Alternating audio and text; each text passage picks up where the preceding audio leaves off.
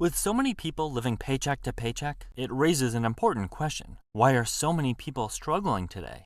According to Investopedia, about 50% of Americans say they live paycheck to paycheck. And surprisingly, around 40% of those earning $300,000 or more report the same. So is it poor financial choices, the state of the economy, or something else? Let's take a look at what others have to say are the major reasons behind this, and explore why so many people feel like they just can't get ahead.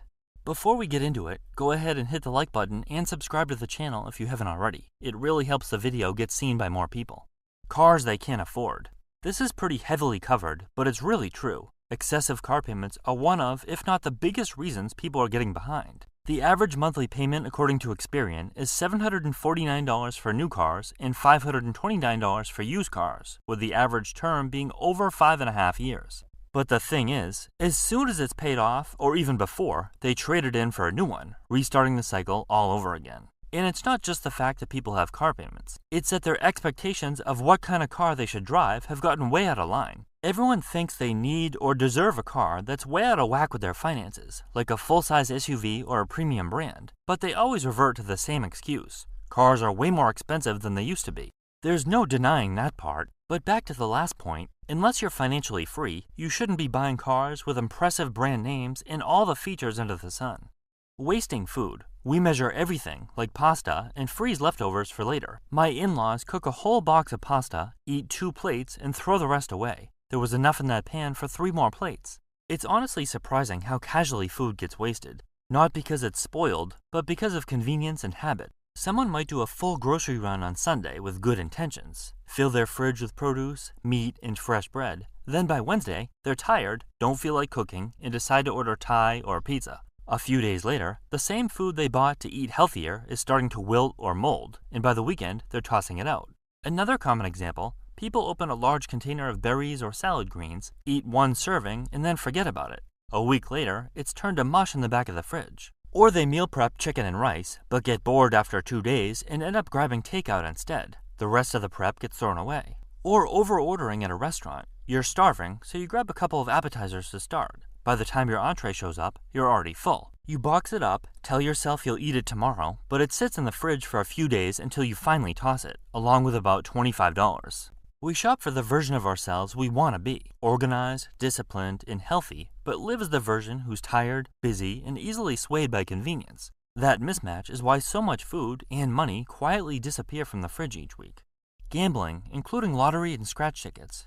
How often do you see wealthy people playing the lottery? Hardly ever. It's not because they don't like the thrill or don't care about money, it's because they understand how bad the odds really are. They know the lottery is designed to extract wealth, not create it. On payday, though, gas stations are packed with people lining up to buy scratch-offs and Powerball tickets, dropping $50 or $100 like it's nothing. It feels harmless, a little bit of fun, a small chance at a big dream, but statistically, the return on investment is basically zero.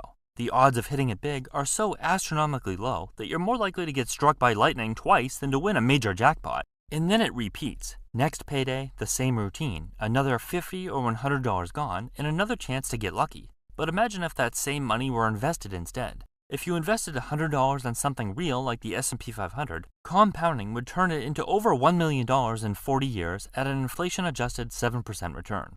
Cultural expectations. If you want friends these days, everything revolves around going out to eat, drink, and spending money. This is a new phenomenon. Growing up, you'd go to your friend's house with a pack of beer. You'd cook at home and have friends over one night, and then next week go to theirs. Everyone nowadays is obsessed with making sure they're doing something fun and can put it on Instagram, which costs money. Going out to eat or to the bar was a treat maybe once a month or so before this cultural shift. Not something you do a few times per week. Almost all of my broke friends are at the bar or eating out every night. Hanging out with friends for a lot of people really means going to the bar and dropping $100 on drinks, food, and a ride home. In reality, there are much better ways to hang out with people that are much less expensive or free, and are actually good for you and probably more fun too. Lacking financial literacy. This isn't just about not knowing how to budget or invest, it's more about not really caring about your money. Some people will straight up say, "I don't care about money," but even if they don't say it, their actions speak for them.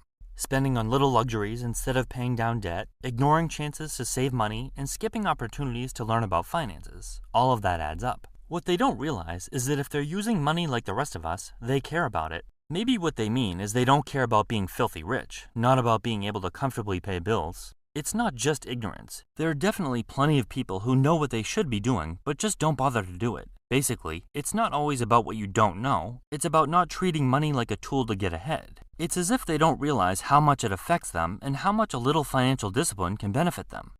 Short-term thinking. People who are broke often live paycheck to paycheck, and it really shows in how they handle money. Their focus is almost entirely short-term, getting through the week, paying bills, maybe squeezing in a night out or two. And thinking about the future barely enters the picture. Saving for emergencies, putting money aside for retirement, or planning ahead can feel distant or irrelevant. Maintaining their car so they can get to work reliably ranks at the bottom of the list of priorities. When their paycheck hits, that short-term mindset often turns into acting rich. As soon as money lands, they want to look successful and enjoy having cash in hand. That could mean hitting the bar with friends and buying shots for everyone, ordering expensive takeout, splurging on clothes or gadgets, or taking an Uber instead of driving. It really makes you wonder, don't they realize they're going to be broke again by the next payday? But that thought doesn't seem to cross their mind. It's a cycle. Get paid, act rich, run out of money, stress, repeat. Housing costs. This is a big one because housing has become outrageously expensive in a lot of places. Rent and home prices have skyrocketed, and it's not just about people overspending, it's about the reality of the market. Then there's another part of the problem, expectations. People often feel like they should have a certain type of apartment or home, even if their income can't realistically support it. But even when you're careful, the high cost itself can make it impossible to get ahead. Think about a single parent working a modest job. After covering rent, utilities, and basic necessities, there's often almost nothing left for savings, emergencies, or even small extras. Lower-income families face the same struggle. A large portion of their paycheck goes straight to housing, leaving little room for anything else. That means a broken appliance or a car repair can quickly become a financial crisis. It's not always a matter of poor budgeting. Sometimes the economy itself just makes it hard to make ends meet. Even when someone is disciplined and careful with money, the sheer cost of housing can keep them trapped. It's expensive being poor. Being poor is expensive in ways that aren't obvious at first. Take groceries, for example. Someone living paycheck to paycheck might only be able to buy single-serving items instead of bulk packs. A week's worth of cereal could cost $5 for a small box, while a box twice the size might be $8, a better deal per serving, but out of reach without that extra cash up front. Small emergencies also turn into huge costs because payday loans or high-interest credit cards are often the only options. Transportation adds up too. For those who can't afford a reliable used car, they might be dealing with constant expensive repairs and work missed, or they might rely on ride shares, spending $40 or $50 just to get to work and back. You'd be shocked at the amount of people doing this because they can't afford to buy and maintain a car. Even basic banking comes with extra fees, and housing trade-offs, like renting a cheap apartment with higher utilities or safety concerns, further drains funds. Nearly everything costs more when you're poor, making it incredibly hard to get ahead. Subscriptions of anything. On their own, $10 or $15 a month doesn't feel like much, and it's easy to convince yourself it's worth it. But when you add up 5, 6, or even 10 recurring subscriptions, suddenly you're spending hundreds of dollars every year or even month on things you barely use. Some of these subscriptions are downright clever on the company's part. They're essentially saying, you've already bought our product, now keep paying us forever. Some cars are even requiring a subscription for features the car already has built in, like heated seats. They're designed to be easy to forget and hard to cancel, so the money keeps flowing while you don't even notice. Many people refuse any subscriptions just because they can't stand the idea of it. What do you think is the biggest reason people are broke today? Is it because they're just not earning enough, or are there other reasons?